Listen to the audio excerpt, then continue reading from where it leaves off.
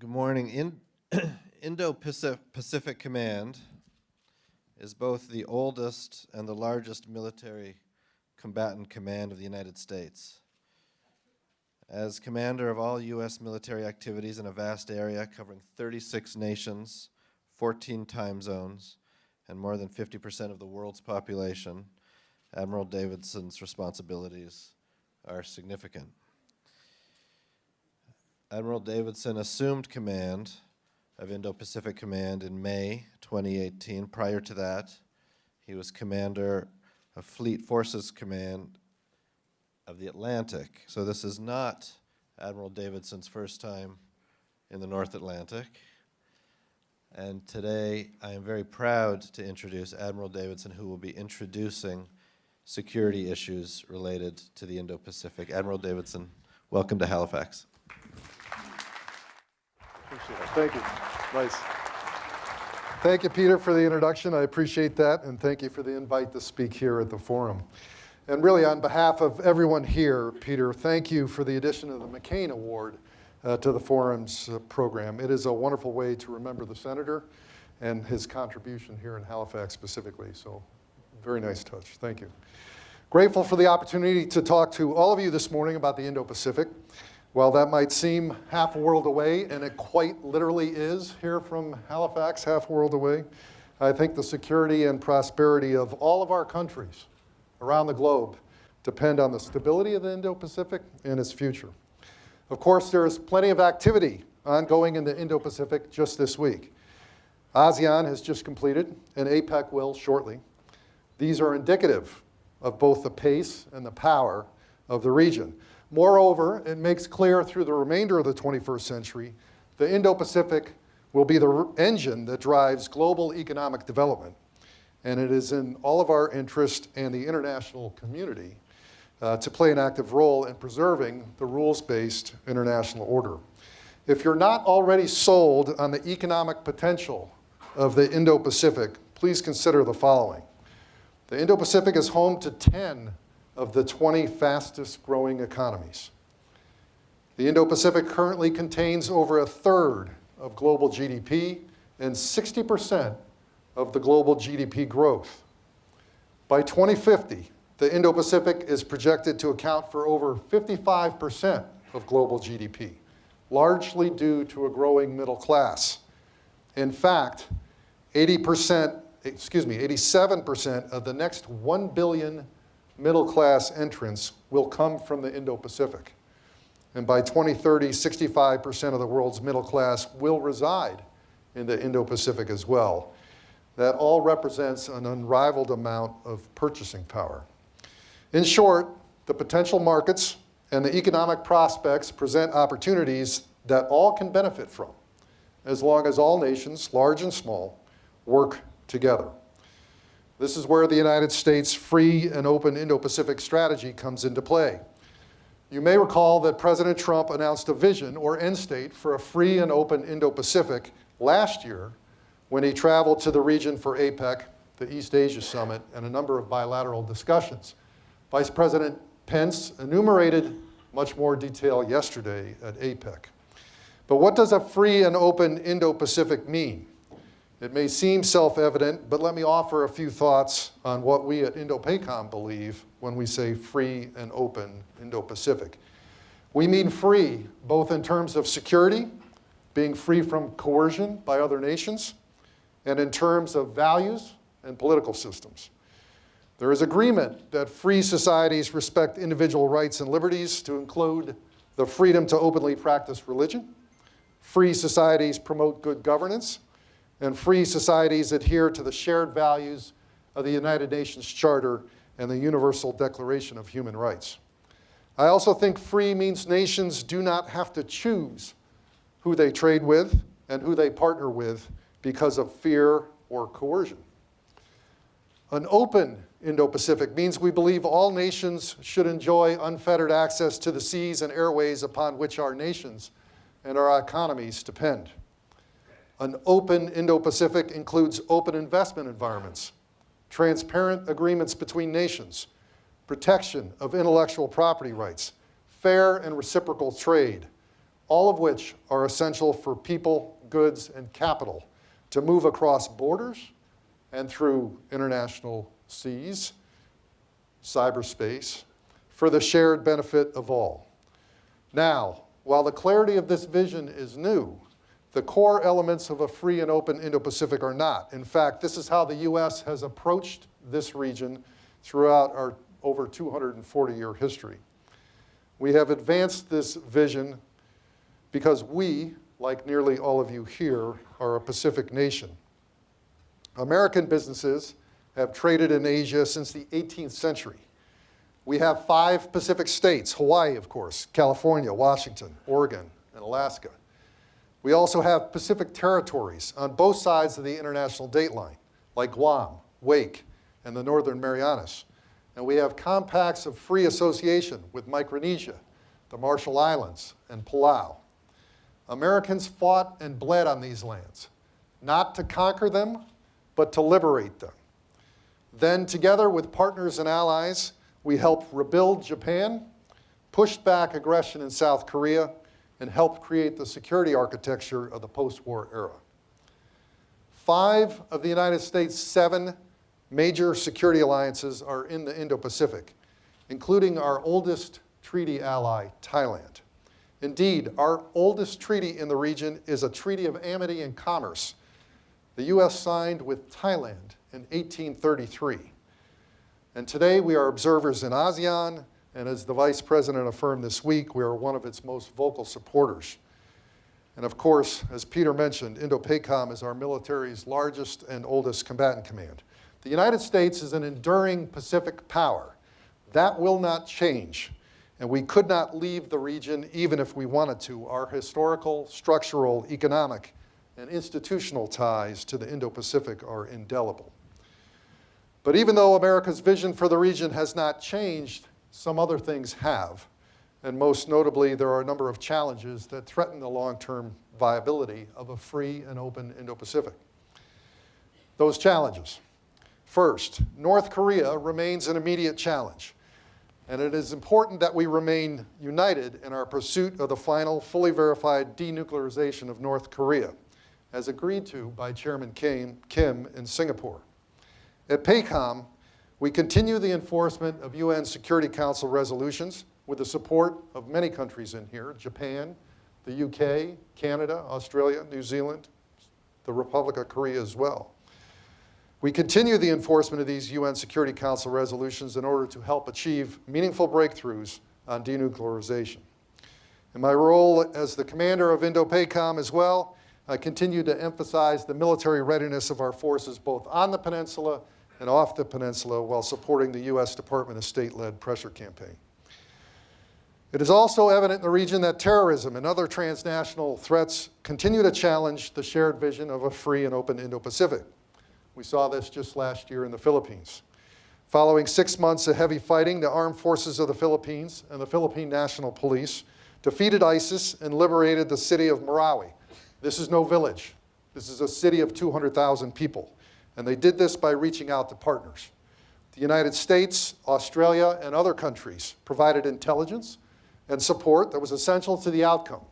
But the effort was requested and led by the Philippines. We must continue to work with like-minded nations across the region to develop multinational counterterrorism capabilities and capacity, and to prevent the return of foreign fighters to the region. If we do not, I believe we will see another Marawi somewhere else in the region in the future. I'm also concerned about Russia's resurgence, of course, in the region.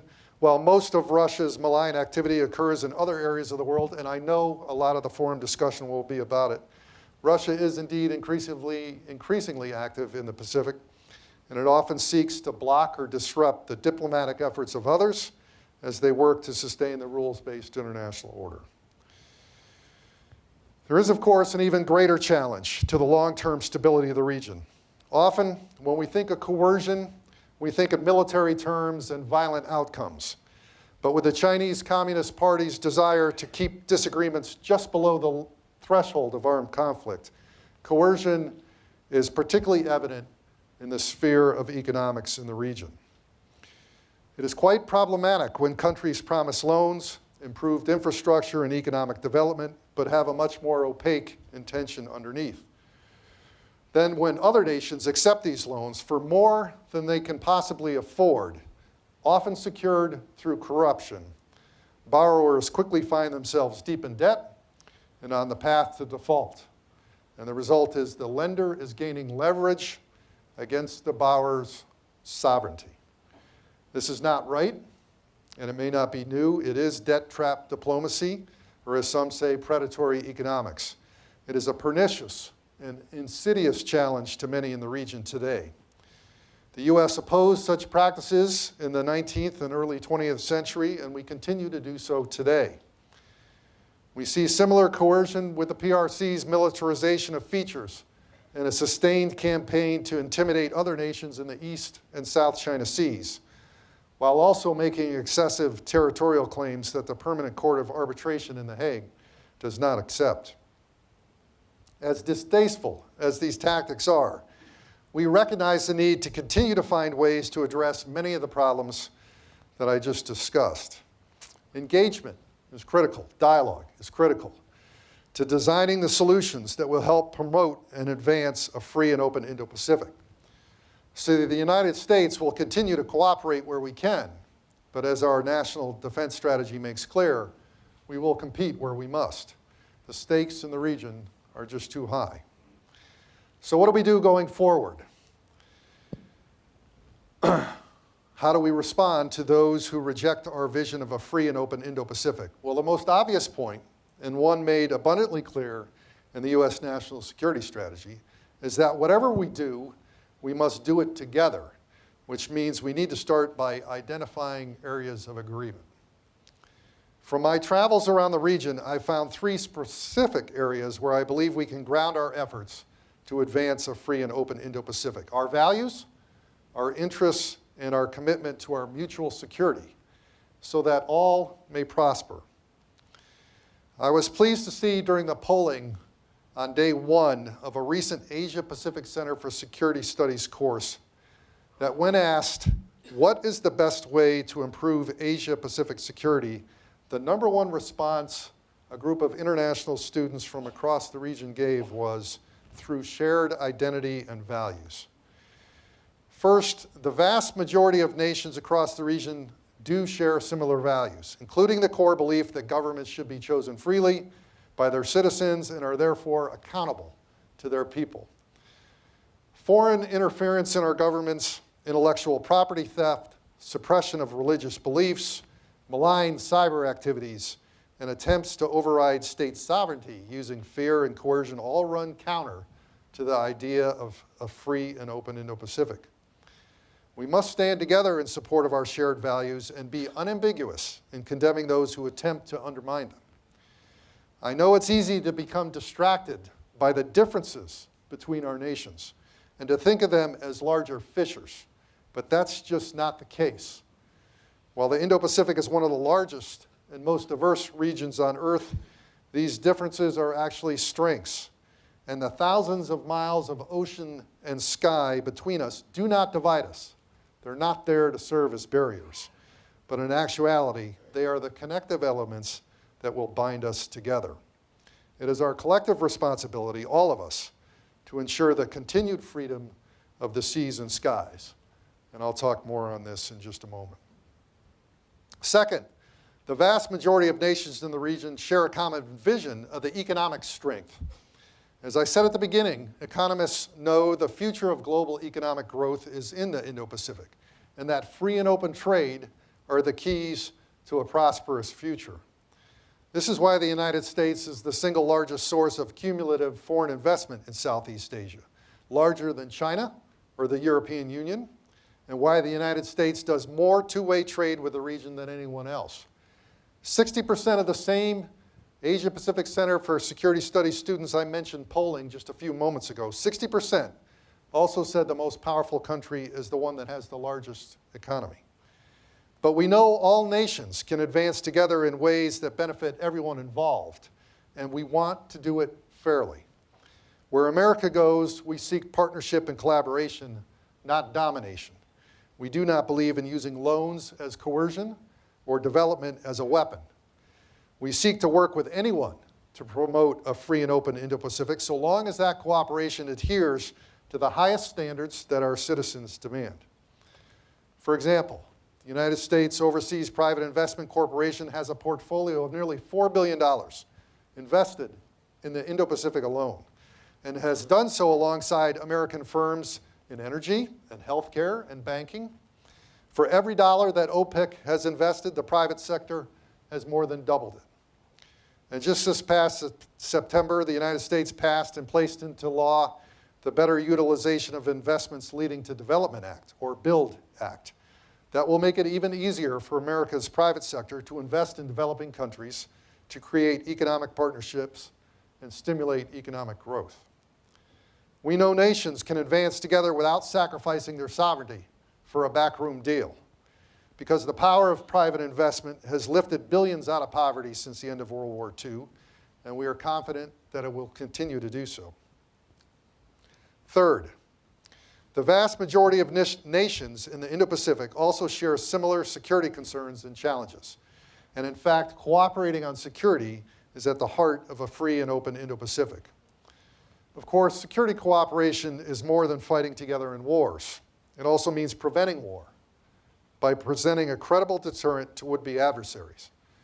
Security cooperation includes working together to respond to humanitarian crises and natural disasters. Many of us did, just a few months ago, relief operations for the earthquake and tsunami that struck Indonesia. Security cooperation also means working together in areas like countering terrorism, illegal drugs, illegal unreported and unregulated fishing, and human trafficking as well, a place where Admiral Carl Schultz and the United States Coast Guard has been so helpful to U.S. Indo-Pacific Command. But in brief, cooperating in times of peace and war to make our people safer and the Indo-Pacific more secure is where our security concerns overlap.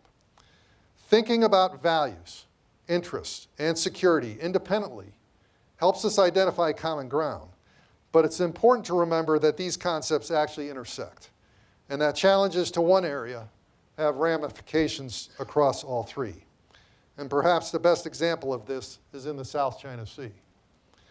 Earlier this decade, the People's Republic of China ignored international law, disregarded legitimate claims from smaller countries, and built a number of illegal features in the South China Sea. Then, despite President Xi's 2015 promise not to militarize these features, the People's Liberation Army secretly deployed anti-ship missiles, electronic jammers, and surface-to-air missiles, also known as SAMs, earlier this year. So what was a Great Wall of Sand just 3 years ago is now a Great Wall of SAMs in the South China Sea, giving the PRC the potential to exert national control over international waters and airspace, through which over $3 trillion in goods travel every year, along with commercial air traffic, commercial shipping, as well as information and financial data through undersea cables. The PRC says they're militarizing these features in order to defend Chinese sovereignty, but in doing so, they're now violating the sovereignty of every other nation's ability to fly, sail, and operate in accordance with international law. That is the right of all nations to trade, to communicate, to send their financial information, to send their communications through cables under the sea. It is not just the right of the United States Navy to sail in and the United States Air Force to fly in. And while the recent unsafe, unprofessional behavior by the PLA Navy gathered significant media attention, we need to remain focused on these larger strategic implications. Further, in the ongoing negotiations over a South China Sea Code of Conduct between the PRC and ASEAN, the PRC is pressuring ASEAN states into granting China de facto veto authority over who ASEAN states can sail, fly, train, and operate with in the South China Sea. This is a clear violation of the international sea and air standards that are codified in the United Nations Convention on the Law of the Sea. We must all stand together in support of ASEAN, large nations and small nations, indeed all nations, in any such negotiations while also standing together and supported the idea that all nations have the right to fly, sail, and operate wherever international law allows. In closing, I would like to make one additional comment on the perception of choice. The United States is not asking anyone to choose. The very phrase, free and open, obviates that question. The United States helped set the conditions for a free and open Indo-Pacific following World War II by setting other nations free. What is clear is the region has mainly benefited from the international rules-based order. Further, we are seeing a general convergence around the idea of a free and open Indo-Pacific across the region. Japan, Australia, New Zealand, India have all put forth similar concepts or visions. Yet there is still much more work to do.